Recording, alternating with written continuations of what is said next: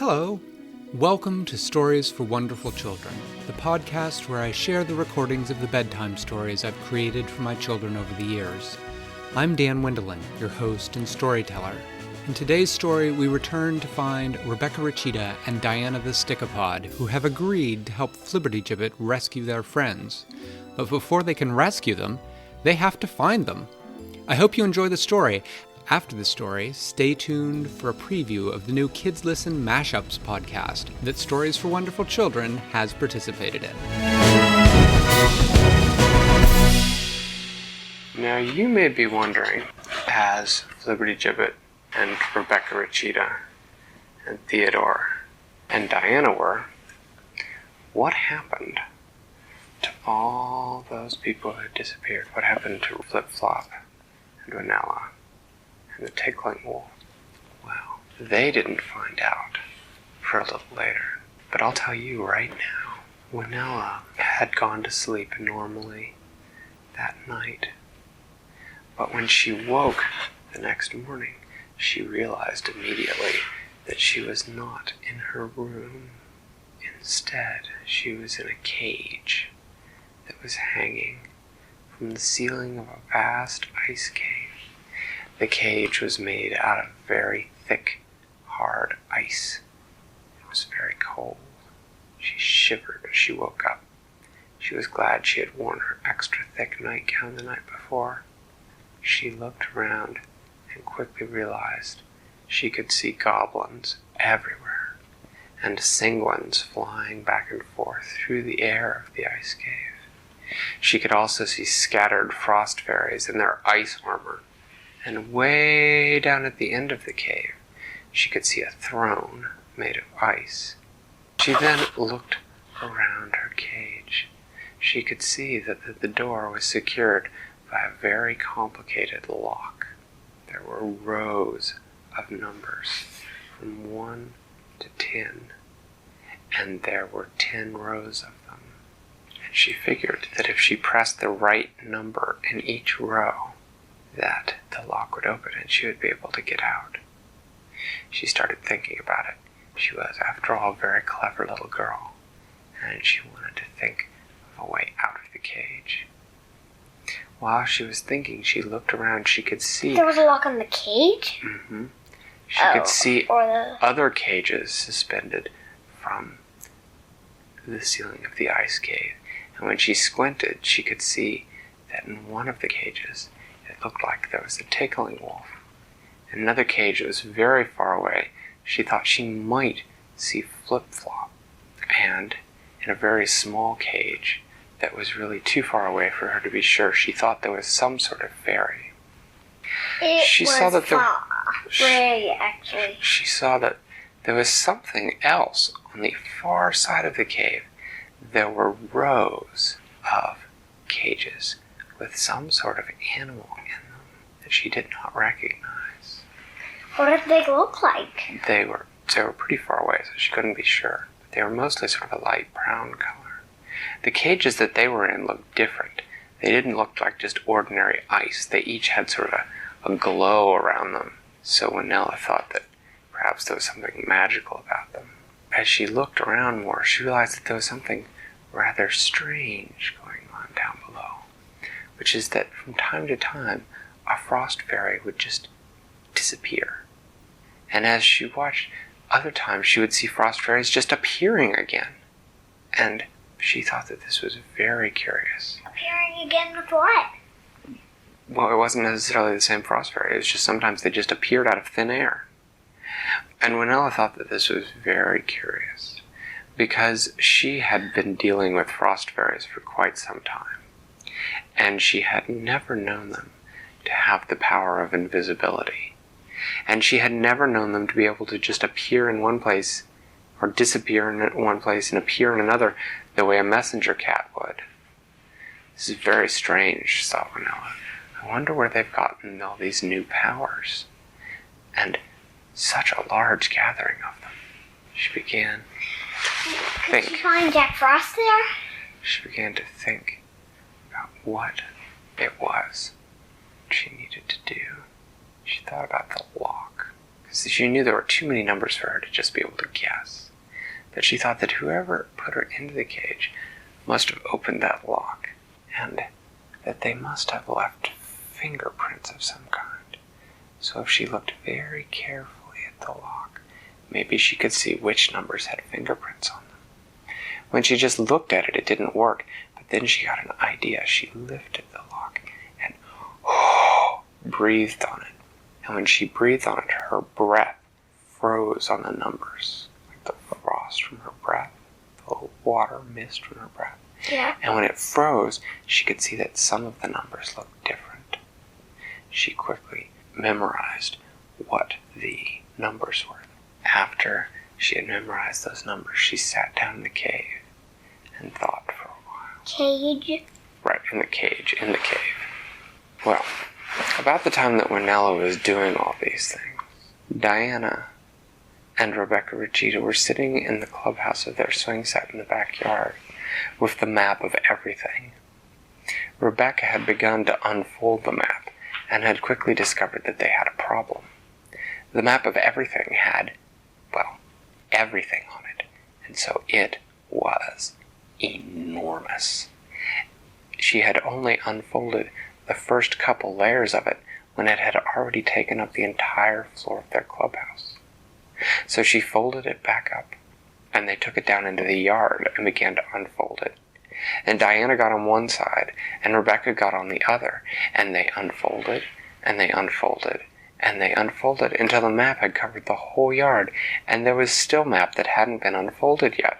And they looked at each other and said, well, let's look and see if we can find where the frost fairies live in any part of this. They started out looking at all the parts of their world. They looked at North America, they looked at South America, they looked at Africa and Asia and Europe, they looked at Antarctica. Rebecca said, hey, look, there's the Elysium. Diana came over to see, and she could see that, yes, indeed, if you looked carefully at the map, part of the map that had Antarctica on it, you could see a little round circle where the Elysium was that was marked. But although they looked over the entire world, they did not see where the frost fairies live. So they're going to have to look at other worlds. They began to look at other worlds. They started with Fairyland, although Rebecca was quite sure that Winella had told her that since she had recreated the Wand Elder and destroyed Everest, there were no frost fairies in Fairyland. But they looked through it anyway, but they did not see a spot where frost fairies lived. Then they looked at Neverland, and they looked at the islands around Neverland. They could not find it. So then they folded that part of the map back up and unfolded a different part. And there they saw another world. And Rebecca said, oh, this looks promising. The world was labeled the Netherworld. And there was a little notation next to the Netherworld that said, here lie evil beasties. And they found the land of the wyverns. What are wyverns? The wyverns are sort of like small, mean dragons that can't fly. They found... So they look a little bit like lizards? Yeah, a little bit. They found the land of the talking snakes. And then when they looked down south at the South Pole of the Netherworld, they saw a land of frost and snow. And it was labeled Hoarfrost. And next to Hoarfrost was a notation that said in parentheses, the land of the frost fairies. What was the name of it? Hoarfrost. Rebecca, Recheetah, and Diana looked at each other and they said, yay! There it is. Now we know. They folded the map back up except for the part of the map that showed the Netherworld. And then they waited for a couple minutes. They didn't have to wait real long when Theodore appeared. With a slight popping sound. He said,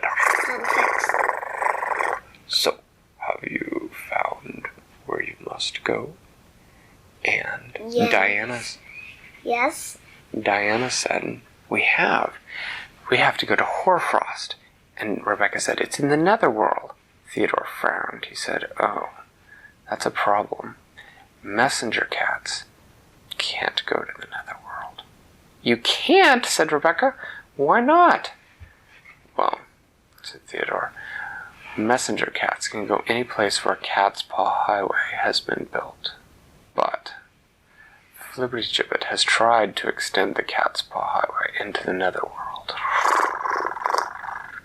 But there are many powerful beings in the netherworld, and they do not want the cats to be able to come there. So they have destroyed the cat's paw highway, and I cannot go there." "This is terrible," said Rebecca. "How are we supposed to get there? How are we supposed to find out where the frost fairies have taken our friends? If we can't get there, isn't there any way?" "I will go and ask Flibbertygibit," said Theodore, "and see if he has a way that we may go." What was doing? So the girls sat down to wait. While they were sitting and waiting, and while they had been having their map and their conversation, night had come to Hoarfrost and to the cave where Manella hung in her cold cage. There were still Singwins patrolling and goblins, but there were not as many of them, and they did not seem all that attentive, assuming that those in the cave could not escape.